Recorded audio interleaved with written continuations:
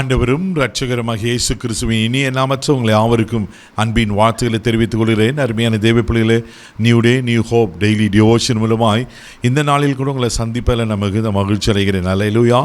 இன்றைக்கு கூட கர்த்தர் நமக்கு கொடுக்கிற வார்த்தை என்ன? எரேமியா தீர்க்கதரிசன புஸ்தகம் 17ஆம் அதிகாரம் 14ஆம் வசனம் கூட வாசிக்க கேட்போம். கர்த்தாவே, என்னை குணமாக்கும், அப்பொழுது குணமாவேன். என்னை ரட்சியும், அப்பொழுது ரட்சிக்கப்படுவேன்.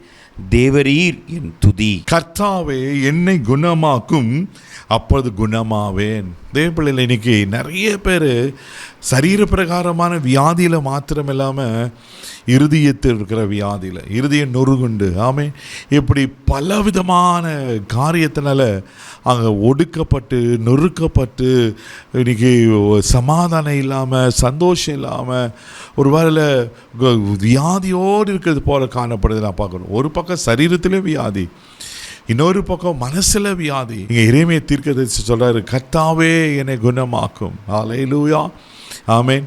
அப்பொழுது நான் குணமாவேன். பாருங்க எவ்வளவு அழகா இருக்கு. கர்த்தாவே என்னை குணமாக்கும், அப்பொழுது நான் குணமாவேன்.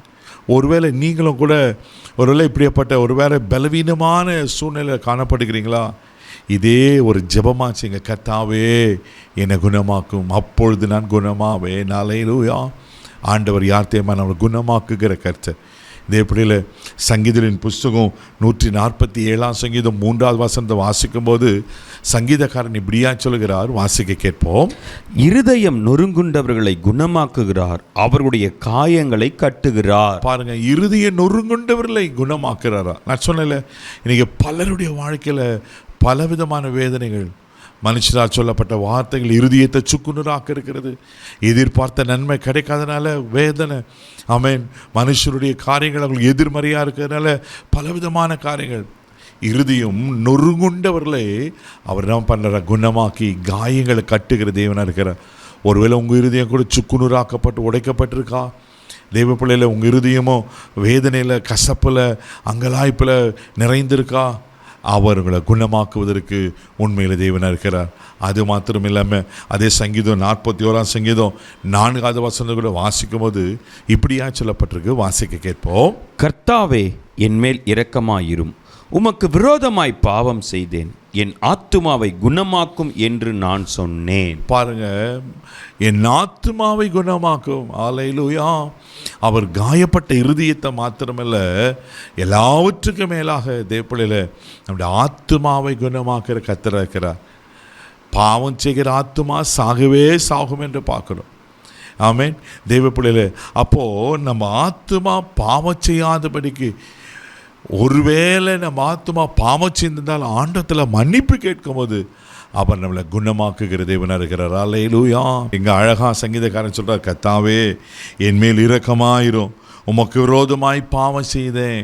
தேவப்பிள்ளையில பாவத்தின் சம்பளம் பலவிதமான காரியங்கள் இருக்குது. மரணம், வியாதி, பலவீனங்கள், சமாதானம் இல்லாத சூழ்நிலை.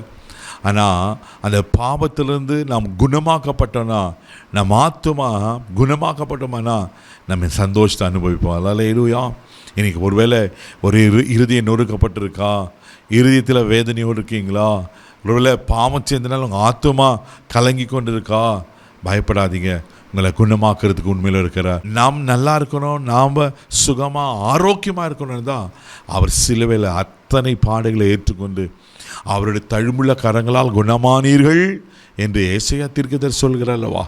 தேவ பிள்ளையில் அவர் தழும்புள்ளுகள், ஆமேன், அந்த ரத்தம் நம்மளை குணமாக்கி நம்மளை ஆசீர்வதிக்க உண்மையில் இருக்கிறார். கண்களை மூடி நம்ம செபிக்கலாம். கர்த்தாவே எங்களை குணமாக்கும் என்று ஆண்டவரே தீர்க்கதரிசி சொல்லுகிறவனுமாய், ஆண்டவரே யாரால் எப்படிப்பட்ட காரியத்தில் வேதனைப்பட்டு கலங்கி கண்ணீரோடு, ஆண்டவரே உமக்கு ஸ்தோத்திரப்பா, ஆமென் என்று அங்கலாய்த்து கொண்டு இருப்பாங்கன்னா, ஆண்டவரே உமக்கு ஸ்தோத்திரம். இப்பொழுது அங்கே ஆத்துமாவை குணமாக்கும். இனி பாவம் செய்யக்கூடாது ஆண்டவரே. அப்பா உமக்கு ஸ்தோத்திரம். அங்கே இருதயத்தை குணமாக்க ஆண்டவரே. இருதயத்தில் ஆண்டவர் வேதனை எல்லாம் மாறட்டுங்க அப்பா.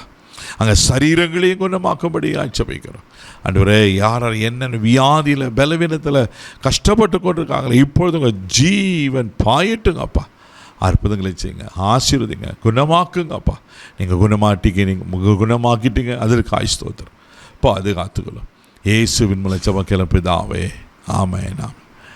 அவர்களை குணமாக்கிட்டார். தைரியமாக போங்க. God bless you.